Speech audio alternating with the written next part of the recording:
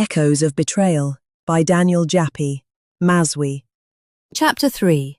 What Love Breaks, Madness Mends. April 26th, 2009. They are treating me kindly in this psychiatric hospital. The fears that shadowed me before I came, fears of racial abuse, of being shackled to my bed like an animal, have not come to pass.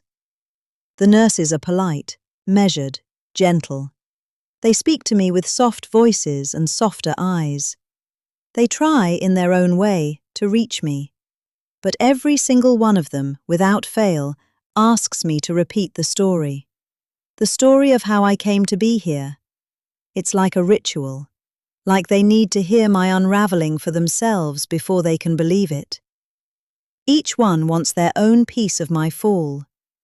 I've been careful not to speak with the Zimbabwean nurses. I avoid them like fire avoids the wind. I don't want my shame to catch a breeze and find its way back home. Back to Zim. Back to the mouths that love to chew on other people's sorrow. On my first night, one of them approached me and greeted me in his language. I ignored him. I pretended I didn't understand. He didn't even ask which part of Zimbabwe I came from. Didn't bother to wonder what language wrapped around my childhood. He just assumed his tongue was mine. No, I buried mine deep inside my throat. Nana, a white nurse, introduced herself as my named nurse. She carries herself with an honesty I can almost trust.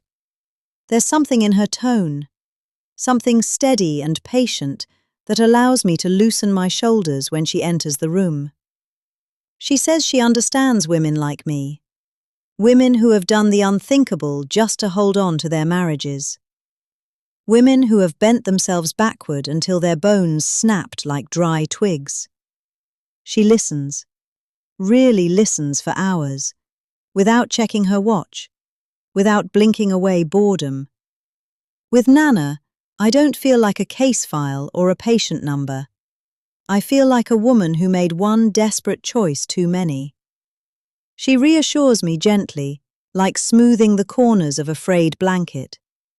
She says a multidisciplinary team meeting will be held soon, that I'll be given space to speak to explain my illness, to raise my fears, that I'll face the people in charge of my treatment not as a helpless woman, but as someone with a voice, someone still capable of asking questions, of demanding answers.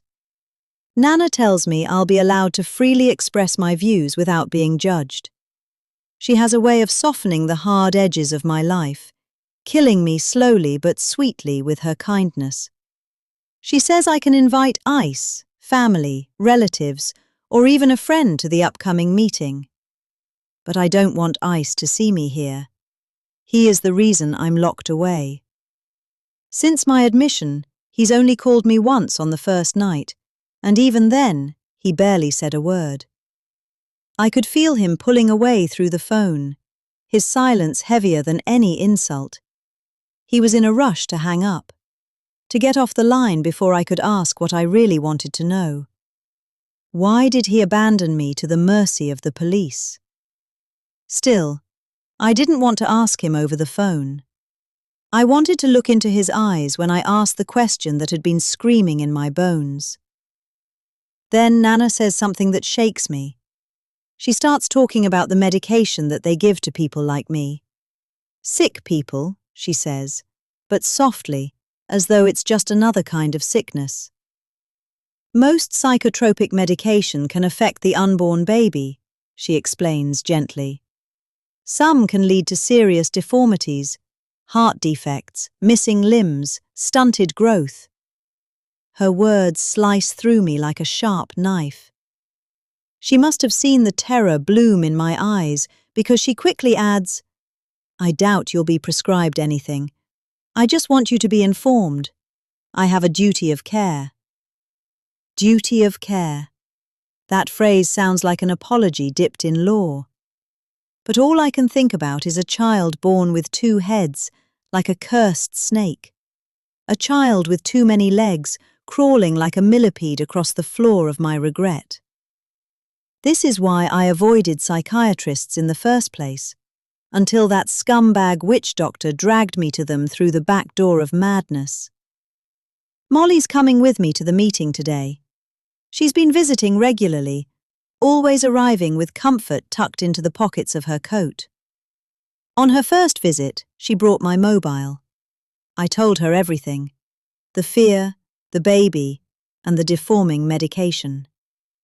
The meeting is held in a spacious room adorned with calm, pretty pictures of Dorset's gentle icons: Corfe Castle, Monkey World, Bournemouth Pier, the jagged edges of the Jurassic coast. They hang like windows to a world I once belonged to. Their quiet beauty settles the anxiety churning in my belly. There are 6 of us: Molly, Nana, the psychiatrist, the ward manager, the junior doctor, and me. We sit in a semicircle, all on equal chairs. Same make, same height, no table to divide the sane from the supposedly unwell. Even Molly and I are offered tea, just like the rest. There's a writer's theory somewhere that all animals are equal until... The arrangement impresses me so much, I begin rewriting my speech in my head, softening the way I'll talk about their fetus-mutilating concoctions before they even ask me to speak. And then, right on cue, they do. Can you tell us again what led to your admission and how you understand it now? The question lands gently, but I've heard it so many times, it echoes like a drumbeat. So I start from the beginning. From Uganda, the hyena, the bush rituals in Holdenhurst, the ash on my skin, the trees that swallowed my screams. The psychiatrist who first assessed me on my admission listens patiently. When I finish, she says, "Well, Dolly, I don't believe you have a serious mental illness." I sit very still. I understand why you turned to what you called bush treatment. I'm not here to judge your beliefs. My role is to support people with psychiatric disorders, not to police their spiritual wounds. I blink. I believe you're suffering from post-traumatic stress disorder, PTSD, she continues. The nightmares, the visions of the short woman are flashbacks, trauma looping through your mind. Then she smiles. I'm discharging you. I'll refer you back to your GP, who will in turn direct you to steps to well-being, talking therapy.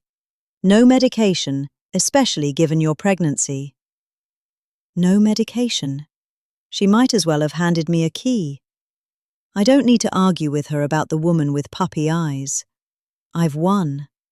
I've been freed without chemicals slipping into my veins. Why rock the boat when you don't even know how to swim? Molly drives me home. She's still bewildered, still trying to piece together how I ended up agreeing to Ice and Bean's mad idea of consulting a witch doctor.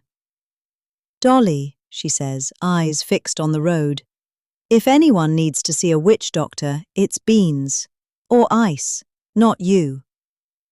Her words are sharp, but they carry love. I nod, half listening, half talking to her, half talking to myself. I still wonder, I say, where Ice went before the police arrived that night in the bush. He was supposed to guard me, watch for danger, alert me if anything went wrong. The police told me someone had reported a disoriented, pregnant black woman naked in the woods. But Ice was supposed to be my protector. Instead, he vanished. And when the police closed in, it was just me. Me, the wind, and the madness I was told would cure me.